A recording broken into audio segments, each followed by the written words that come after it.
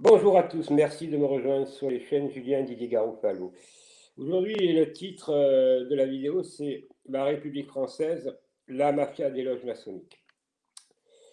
Tout d'abord, je voudrais revenir un instant sur Madame Borne et Monsieur le maire, nos deux ministres, ou la première ministre et le ministre, qui sont d'ailleurs tous les deux francs-maçons, puisqu'il n'y a pas de secret. Ils nous ont fait donc des déclarations dignes d'une mascarade, notamment pour des dizaines de millions de Français qui se retrouvent dans la précarité et la pauvreté, puisque ces programmes-là, je vous donne 100 euros dans 3 mois, dans 4 mois, on sait très bien que l'inflation, ils trichent, et que donc, quand il n'est pas à 7%, vous le savez très bien, puisque vous allez faire le marché, mais eux ne vont pas faire le marché. Ce sont toujours des menteurs et des menteurs et des menteurs. Ben, vous le voyez encore, puisqu'ils enlèvent certains qui ne sont pas mis en examen, donc ils les font démissionner, mais le gros Dupond-Moretti, qui a beaucoup de casseroles, notamment en principauté de Monaco, avec monsieur Christophe Moroni, qui est un ex-blanchisseur d'argent, qui est son meilleur ami, puisqu'il avait, c'était une affaire de 100 millions d'euros, d'ailleurs, en principauté de Monaco, il était son avocat, et il est toujours son grand ami. Quelle classe, monsieur, quelle classe, vraiment. Et on pourrait continuer comme ça. Alors, tout le monde attend quoi? Ben, attend que ce n'est pas les manifestations organisées par les syndicats qui sont représentés aussi par des francs-maçons, qui, vous l'avez vu dans le Parti communiste français, même à gauche, sont tous francs-macs, et ainsi de suite. Donc, il va obligatoirement, ça va exploser. Car comment pourrait-on ne pas croire que ça va exploser alors que Monsieur Poutine, le rouble a pris 30%, c'est le contraire de ce qu'ils annoncent, et surtout Monsieur le maire, et qu'il a fait un partenariat avec la Chine, l'Inde, l'Afrique, n'oubliez pas, Pakistan et tout le truc, donc qui représente à eux seuls le trois quarts, si un peu plus même du trois quarts du globe terrestre. Donc, nous allons payer très cher la petite guéguerre de nos, vous savez, c'est comment ça s'appelle, de l'Union européenne, de M. Macron, qui croit faire la guerre à Poutine alors qu'il a 8000, à peu près 8000 têtes nucléaires, et je ne parle pas du reste. Donc, et puis, ils ont surtout, avec la Chine et l'URSS, qui est un territoire, un des plus grands du monde, il a ils ont tous les minerais, et la Chine a toutes les matières premières aussi. Donc, ils nous coulent. Mais c'est pas ça qui nous étrangle, la famine. Parce que croyez-vous bien que les 7% qui nous annoncent, on en est déjà à 15 ou 20%, mais qu'on sera à encore en plus de 20%, et qu'à la rentrée, les 100 euros, Madame Borne pourra se les, voilà, elle pourra se les mettre où je pense, en les termes vulgaires, parce que franchement, avec toute l'augmentation qu'il y a, je crois qu'avec 100 euros, les gens ils sont déconnectés du monde, ces gens-là. Le pouvoir d'achat que vous avez perdu depuis des mois, les salaires qui ne montent pas, les gens au chômage qui ont perdu à cause du, je ne vais pas dire le mot, je risque d'être censuré. Donc tout ça, vous voyez, tous ces mensonges, on n'en peut plus.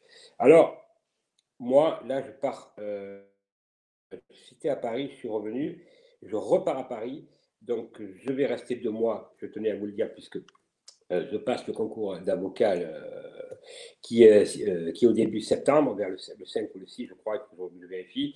Mais comme je suis inscrit sur Paris, voilà, c'est pour ça qu'il y a certains qui disent pourquoi Paris? Parce que quand on est dans une IEG ou un département, eh ben, on va à cette IEG-là, on ne peut pas le passer autre part. Voilà. Donc, je suis obligé de respecter le droit, c'est quand même une des choses. Alors, maintenant, n'oubliez jamais que la France, c'est 160 000 francs-maçons, c'est 160 000 corrompus. Ils sont dans quoi?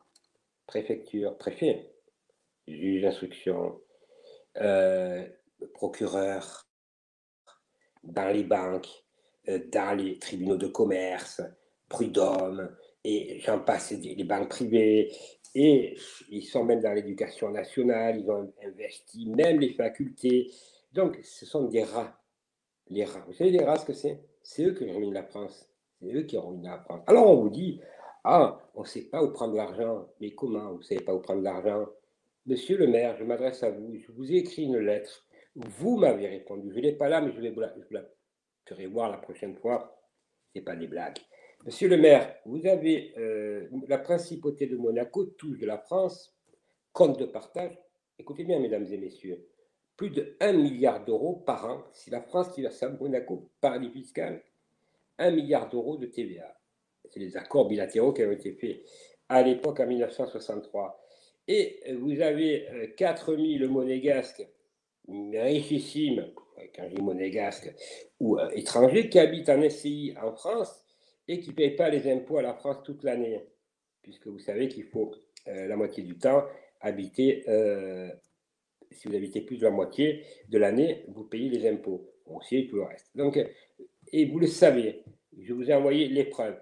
Donc, vous faites de Monaco un paradis fiscal, mais aussi un blanchisseur d'argent qui, au nom de la France, mesdames et messieurs, reverse 1 milliard d'euros à la principauté. C'est où les riches, les plus riches du monde.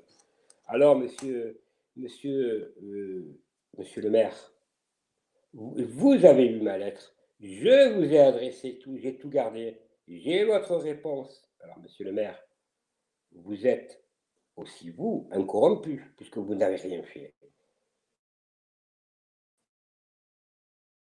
Comment l'État français verse à un paradis fiscal la somme de 1 milliard d'euros? Et bien entendu, avec des magistrats français qui ont servi la France, mais de leur façon la franc-maçonnerie, cela les place à Monaco. Et en même temps, ces mêmes magistrats ne respectent pas le droit d'ailleurs. L'affaire, les dossiers du Rocher, ce sont des magistrats français placés à Monaco qui couvrent les agissements mafieux de l'avocat du prince Lacoste, ce qui est pas mal, Didier Linotte, magistrat français qui est en poste à Monaco, et bien d'autres choses, et de l'avocate générale, Madame Sylvie Petit, qui a changé de poste, bien entendu, ça s'arrange et tout. Alors voilà, mesdames et messieurs, aujourd'hui, moi, je balance tout, j'y vais. J'y vais parce que j'ai les listes. Je balance, je vais donner là, qui partent pas dans quelques heures, dans 2 jours avant la fin de la semaine, les listes sur tous les francs-maçons qui sont à l'Assemblée nationale, qui ont été élus. Ah ben, vous allez être surpris, il y en a pas mal. Et il y en a pas mal, c'est que c'est les pas, mais ils ont surtout les meilleurs postes. Voilà, et vous aurez donc tous les noms. Alors, ceux qui veulent les noms, ben, vous faites mon email, liste en tout petit au pluriel, attaché liste franc-maçon, attaché liste franc-maçon tout au pluriel, @gmail.com. Vous aurez dans le descriptif donc toutes mes coordonnées. Par ailleurs, je tenais à vous remercier, oui, parce que vous savez, quand on y va, on attaque, on a des pressions et des menaces. Donc, je voulais remercier tous celles et ceux qui m'aident, autant pour me loger, parce que c'est des menaces, juste avant le concours, pensez bien que c'est pas que ça, sur ma vie professionnelle, bien entendu, et etc., etc. Donc, je sais que vous êtes beaucoup à m'aider. Je tenais vraiment à vous en remercier. Ce n'est pas de la rigolade, vous avez pu le constater, mais on est unis ensemble. Donc, vous avez dans le descriptif tout ce que vous m'avez demandé. Enfin, voilà, vous avez dans le descriptif tout ça. Maintenant, je voulais, puisque beaucoup de gens me demandent où ça en est encore avec le professeur Portillan, la justice est saisie pour abus de confiance, escroquerie et blanchiment d'argent et complicité. Donc, le Cédric Pierroux, le fameux, là, le fou furieux qui a des casseroles, c'est plus des casseroles, énormes casseroles, a des comptes à rendre, ainsi que le Conseil national de transition, Monsieur Laurent Philippe, qui s'est bien servi de Monsieur Portillan, le docteur Portillan,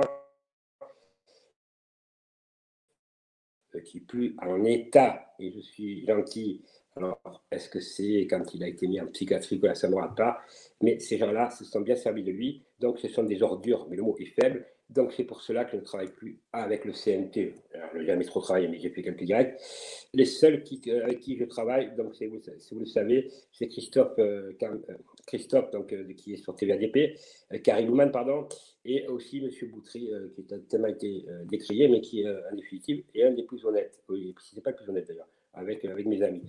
Donc voilà, le reste, tout ce qui vous annonce la fin du monde, les trucs, les machins, tout ça ne m'intéresse pas. Moi, j'ai fait de la prison et c'est du concret. Eux, la plupart, là, ceux qui vous disent que demain c'est la fin du monde, que le ci, que là, ils ne sont jamais censurés, très peu, certains, et ils ne sont jamais allés en prison. Donc, c'est qu'ils ne font pas très peur. Ils font même rigoler.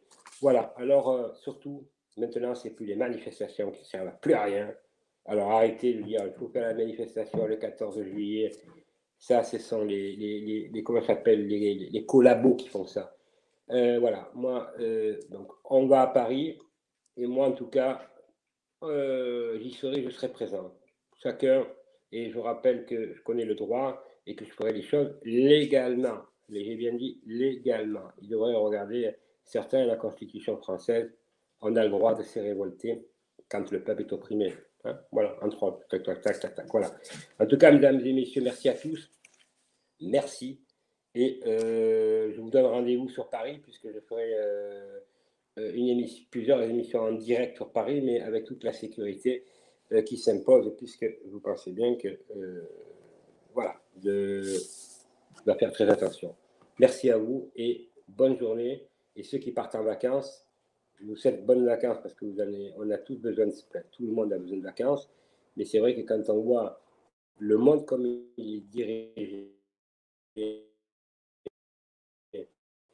où ils veulent en venir, et que si on ne bouge pas, mesdames et messieurs, rappelez-vous ce que je vous dis, si on ne bouge pas, à la rentrée, cette année, on ne la passera pas.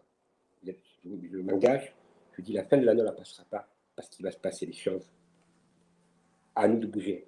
Si nous voulons sauver la France, si nous aimons la France, et en même temps, on respecte l'humanité, puisque partout, c'est les mêmes problèmes, il va falloir se bouger. Merci à tous, bonne journée et bonne soirée.